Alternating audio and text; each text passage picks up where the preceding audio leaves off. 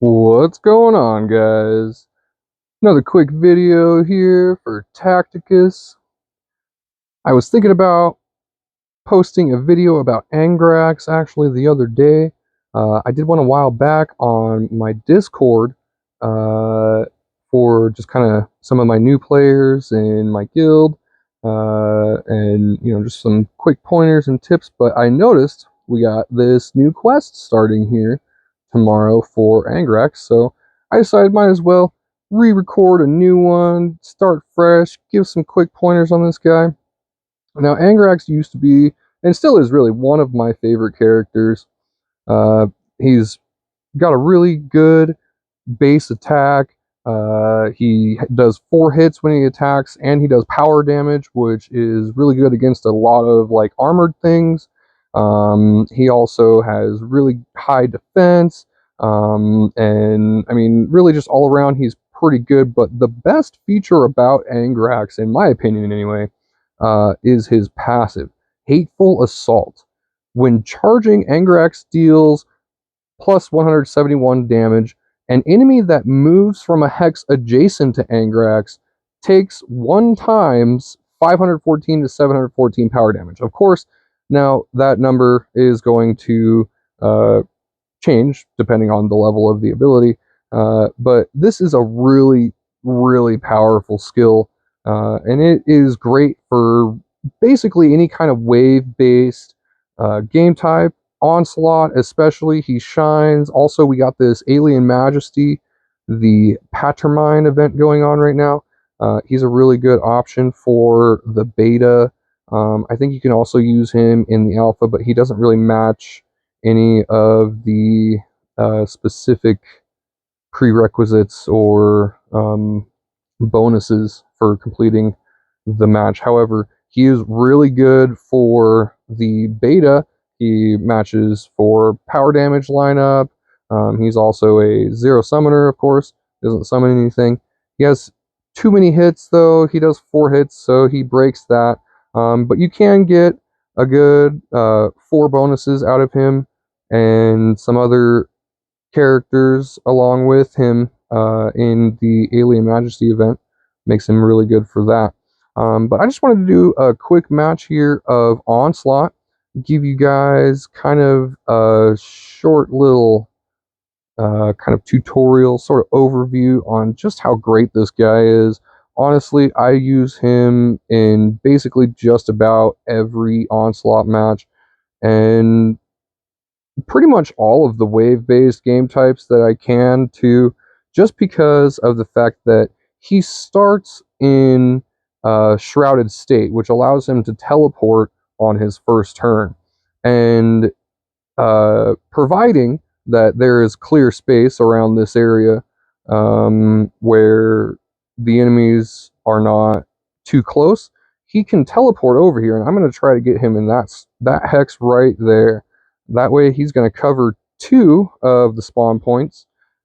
And ooh, we start out with some rippers, which is nice. They're not going to take up any space on the field. That's going to allow me to teleport anywhere I freaking want. Love it. I think I am also going to...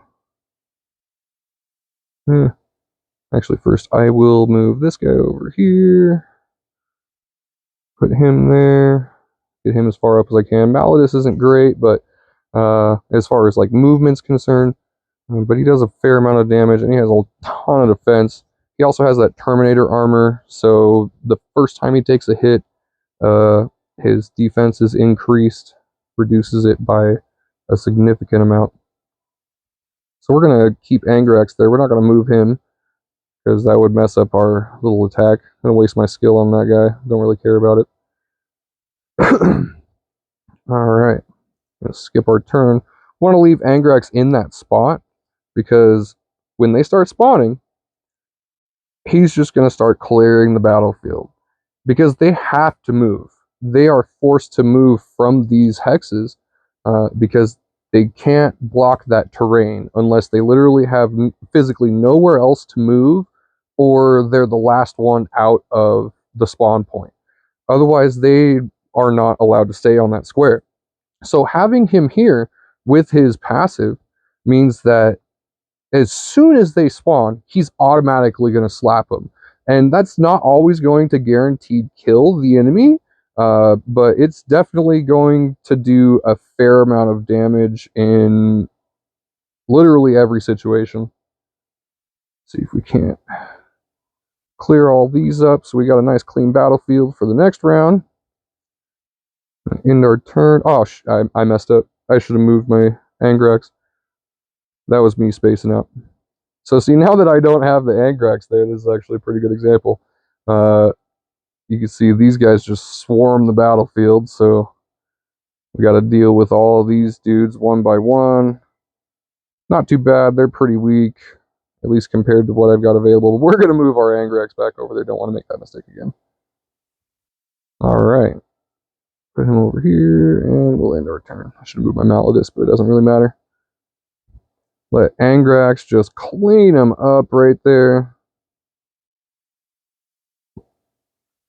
And actually, great thing, we just had an event for Azkor, and he also has an incredible passive, which actually stacks really well with Angrax. So I'm going to move him here on the next turn, just to give him a little attack bonus. So basically what Azkor does is every time he takes damage, he gains bonus damage.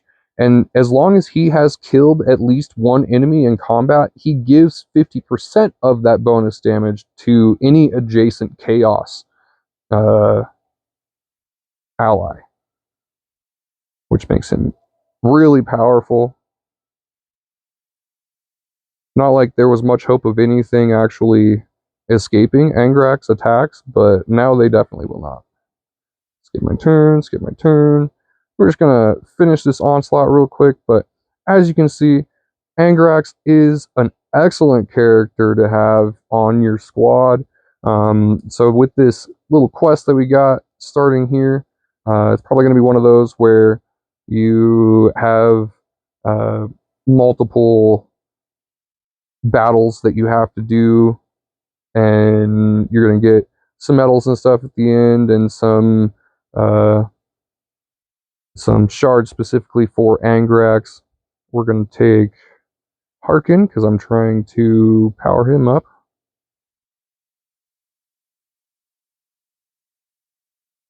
But there you have it. Angrax. Definitely an excellent addition to pretty much any defensive team, really.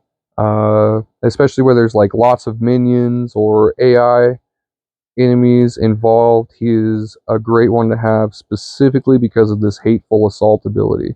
This is going to be the ability that's going to pretty much make Angrax relevant. It's going to keep him relevant for a long time.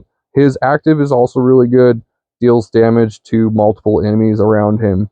It could be pretty useful if he gets surrounded, of course, or if you need to clear out stuff. And yeah, any resulting battle fatigue is triggered twice, so that can cause enemies to flee more readily. It's also a really nice thing to have. But I think that's about it for now. I appreciate it. If you were informed by this video, definitely hit that like, subscribe, leave any comments that you have about Angrax. If you want to add some pointers yourself for anybody else coming up, of course, this is kind of for new players. But definitely, even if you are a veteran player and you haven't really used Angrax, or you've kind of been putting him off, maybe this is a good opportunity to try him out. Great character to have. Definitely recommend him. I wouldn't say he's the best for raids or PvP, but again, for defensive stuff and wave-based things, awesome character to have around. All right. Hope you enjoyed the video. As always, trust in the bloodlust.